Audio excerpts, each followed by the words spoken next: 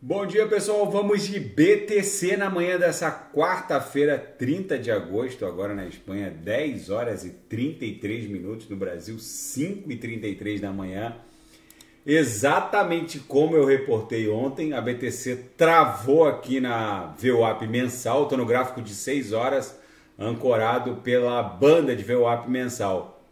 Depois de escapulir aqui para baixo da Lauer, agora a gente formou primeiro uma figura triangularizada que explodiu em direção à própria VWAP mensal e agora a gente está formando uma outra figura triangularizada. É bem provável que a partir da segunda, terceira tentativa isso aqui o preço acabe vencendo a própria VWAP mensal para depois estressar a Upper, que está lá próxima de 31 mil, tá? Deu uma recuada, está em 30.801. É bem provável que se romper essa resistência toda aqui, a BTC possa eventualmente iniciar aquela pernada em direção a 36 mil dólares. No Renko, que é um gráfico atemporal, que ele é um gráfico que não se mexe com o transcurso do tempo, mas tão somente com a variação do preço. Cada box desse aqui no Renko de 1.000 dólares pode demorar 1 segundo para se formar ou pode demorar 10 anos para se formar. Esse box, nesse caso aqui, esse box demorou poucos minutos, foi aquele pump da BTC cuja máxima bateu 28 mil e pouco ontem. Agora, com a inércia movimentacional desse indicador, que é o gráfico de Renko, é bem provável que a gente esteja iniciando essa pernada para continuar dando vigência a essa canaleta virtual de alta no Renko. Então, o alvo da BTC pelo Renko seria algo entre 36 e 38, talvez 40 mil dólares, que é o suporte de toda essa congestão aqui. No gráfico, agora eu vou pular para o gráfico diário. No diário tá bonito, a gente quase abriu um Morobuzu. Faltou aqui meio quadrante aí, se viesse um Morobuzu, vocês já sabem, né? O Morobuzu são esses corpos reais extensos que sempre trazem os irmãozinhos. Mas como a gente está tentando transpassar a MM200, que está nesse patamar de 27.500, a gente está tentando transpassar agora. A partir da primeira tentativa normalmente não passa, porque tem muitas ordens de venda no book, mas elas estão sendo devidamente carcomidas. A partir da segunda, terceira tentativa fica mais fácil, é bem provável que a gente abra um Morobuzu para tocar na base da nuvem aqui no diário, na altura de 28, 29 mil. Isso deve acontecer entre sexta-feira, talvez sábado, justamente porque dia 1º de setembro vence o prazo para a SEC, para a CVM norte-americana, dizer sim ou não para os ETFs dos gigantes de Wall Street, como BlackRock, Fidelity, já eu vou falar sobre isso. Isso aqui pode guardar uma coincidência ou não, né?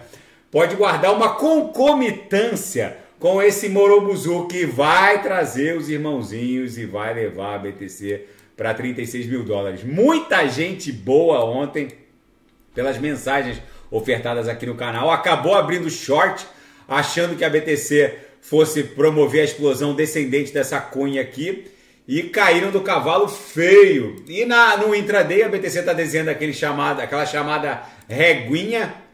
É muito provável que a gente fique acumulando aqui numa reguinha por mais 1 ou 2 candles no diário. Eu estou nos 5 minutos. É bem provável que essa reguinha nos 5 minutos dessa maneira se estenda por 1 ou 2 dias mais, porque a gente está tentando transpassar a MM200 no gráfico diário.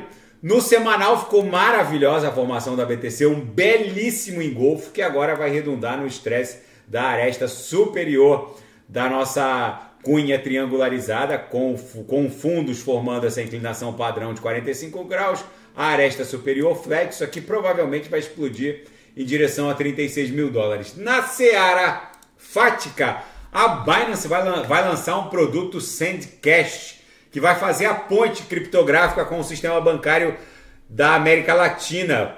A nova função estará disponível para usuários da Colômbia, Honduras, Guatemala, Argentina, Costa Rica, Paraguai, República Dominicana, Panamá e México. Até agora não reportaram se vai estar disponível para o Brasil. É mais uma ponte fiduciária entre o mundo cripto e o sistema bancário tradicional. Vai aumentar a liquidez no mundo cripto. E os primeiros prazos da SEC para aprovar ou rejeitar ETFs dos gigantes de Wall Street começam a vencer agora, a partir do dia 1º de setembro. No dia 1º de setembro, o pedido da Bitwise vai ser divulgado. A SEC tem que aprovar ou rejeitar. Agora, com essa decisão do tribunal determinando a aprovação do ETF da Grayscale, é bem provável que a SEC acabe aprovando em bloco. No dia 2 de setembro é o prazo para aprovar o ETF no mercado spot de BlackRock, Fidelity e outros gigantes fundos de previdência privados norte-americanos. E a Bloomberg está dando meio que um spoiler. Ela acredita que o ETF spot de BTC possa ser lançado nesta próxima semana na jurisdição norte-americana. Gente, não subestimem a chegada de um ETF no mercado spot.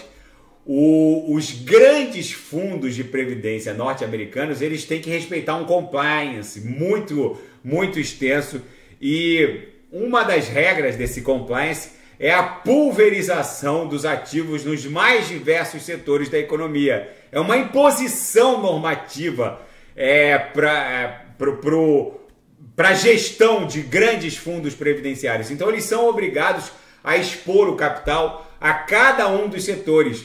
E não havia uma ponte legal pavimentada para que o dinheiro, esses trilhões de dólares que pertencem aos velhinhos dos países ricos, aqueles velhinhos que a gente vê nos cruzeiros gastando igual louco, botando o American Express e sentando bambu, o dinheiro desses velhinhos vem dos fundos de previdência, porque eles trabalharam durante todo o século XX numa IBM, numa Petrobras, Petrobras no caso é o Petros, né? Não é um fundo de previdência dos países ricos, mas numa BP, numa British Petroleum, enfim, eles trabalharam a vida inteira, o dinheiro está lá naqueles fundos multitrilionários que tem mais ou menos 70%, 80% do dinheiro do planeta. São esses velhinhos que sentam o bambu no cartão lá nos cruzeiros que tem o dinheiro que vai encontrar agora um pavimento legal para chegar no mundo cripto, que são os ETFs de BTC no mercado spot. Não subestimem essa movimentação legal que vai injetar uma mega liquidez no mundo cripto. E na seara geopolítica e finanças internacionais, as ações da Nvidia subiram ontem de novo. E agora a Nvidia vale 1,2 trilhão de dólares. É o frenesi dos semicondutores voltados para a inteligência artificial. E o furacão Idália já está ostentando uma categoria 3 e deve tocar a península da Flórida ali por Tallahassee. Gente, alguns analistas estão dizendo que vai tocar com categoria 4. E é um furacão sem precedentes. O negócio está feio. O bicho evoluiu. Tem uma outra ameaça aqui no lado direito, mas parece que está seguindo em direção ao Canadá. Já a Flórida poderia pegar 2 furacões ao mesmo tempo, mas agora vai pegar um. Só que esse ganhou muita força ao transitar por cima das águas calientes do Golfo do México e agora virou uma ameaça de categoria 4 ou 5. E a Apple definiu uma data para lançar o iPhone 15, 12 de setembro. É a data. Enfim, gente, o mundo tá maluco. Vem o iPhone 15 por aí. A BTC aqui no diário tá se desdobrando no que parece que vai virar um Morobuzu. Assim que a gente se livrar da MM200, fica livre para buscar a resistência subsequente, que está lá na base da nuvem, que se confunde com essa congestão aqui, na altura de 29, 30 mil dólares. E vai formar um Morobuzu. E qual é a principal característica de um Morobuzu? É essa aqui, ó. Sempre traz os irmãozinhos que vão levar a BTC para 37, 38, talvez 40 mil dólares. Daqui a pouco eu volto, vou fazer XRP, Polkadot Kusama, Cardano, e quem quiser sugerir é só colocar nas mensagens abaixo. Grande abraço, até daqui a pouco.